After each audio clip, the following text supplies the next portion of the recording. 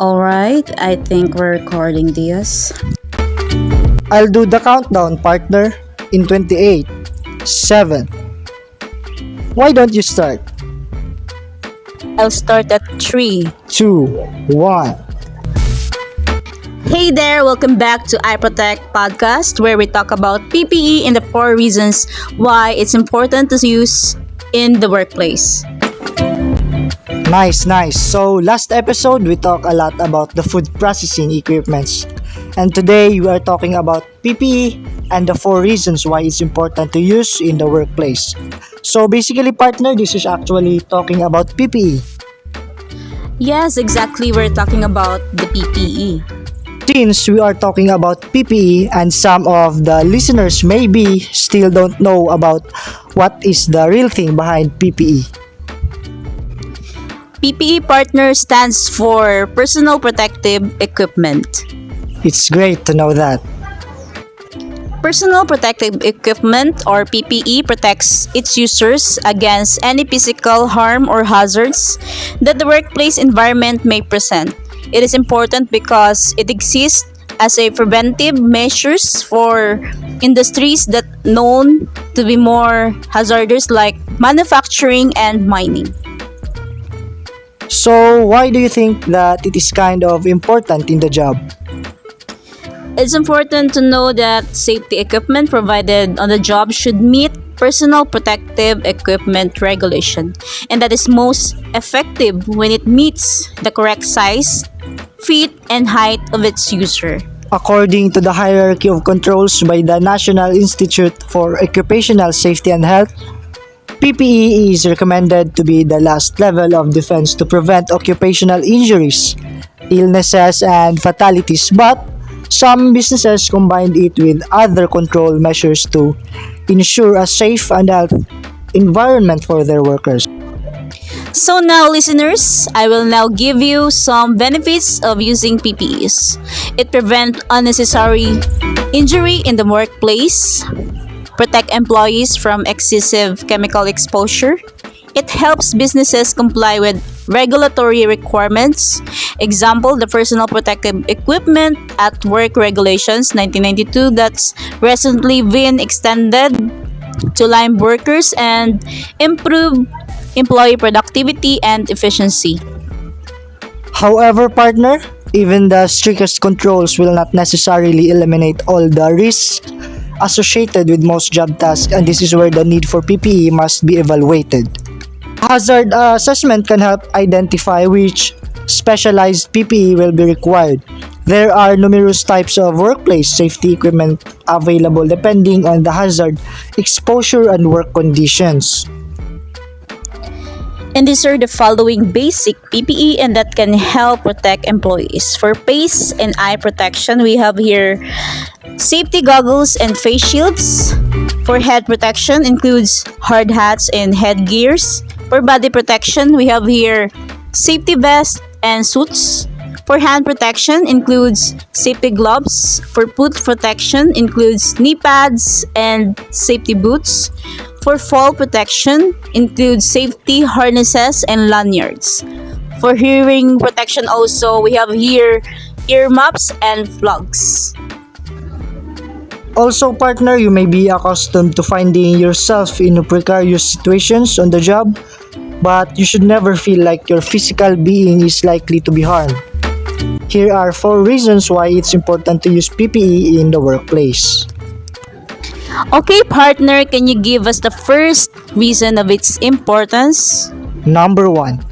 It keeps you from being liable for your own injuries. One common speed bump that workers' compensation attorneys deal with on the regular individual's decision not to wear PPE, regardless of the fact that they were provided with it by their employer.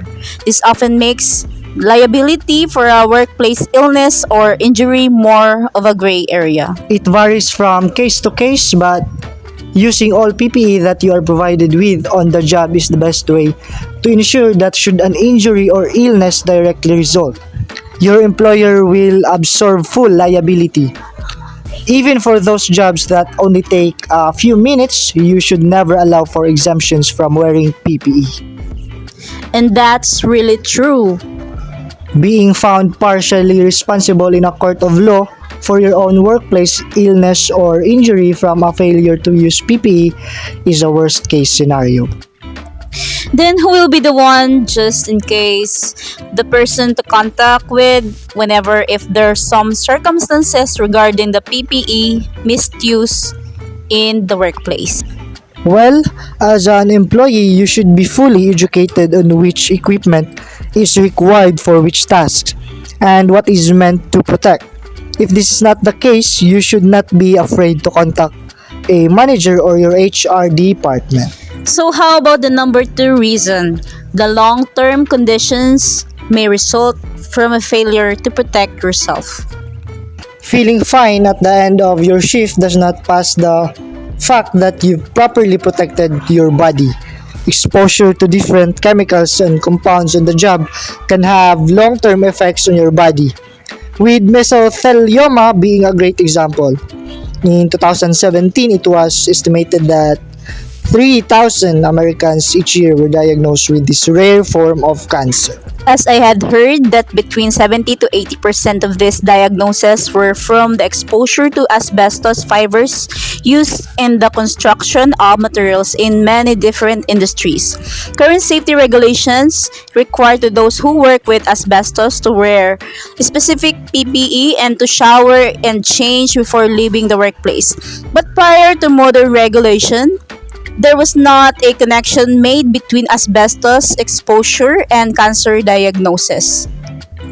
I think the workers should take advantage of the medical knowledge regarding risk factors that we have today. And use PPE to safeguard their health and well-being, both for now and down the road. The third important thing should be number 3. You only have one pair of eyes. Is it literally thing of having pair of eyes?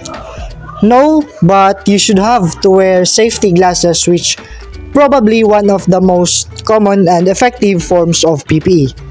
This is because any substance, whether corrosive or not, and any material, sharp or not, can be hazardous when it comes in contact with your eyes. Thus, do take care of it by the use of the right equipment.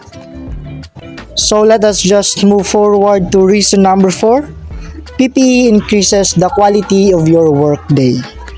PPE as a support system of sorts for the work your job requires you to do. It may be more physically demanding or slightly more hazardous than your average desk job, but the equipment is provided to make you feel that physical risk is minimal. All workers should feel confident to question the effectiveness of provided PPE and feel educated on the standards that need to be met by equipment. Organizations like OSHA and the Center for Disease Control and Prevention seek to support American workers and reduce hazardous situations on job. And this brings us to the end of this episode. Thanks to all the listeners for joining us during our iProtect podcast. We hope that you learned something about the importance of using PPE in workplace. As always, thanks again for listening to iProtech podcast. Do you agree with our reasoning on the importance of PPE in the workplace?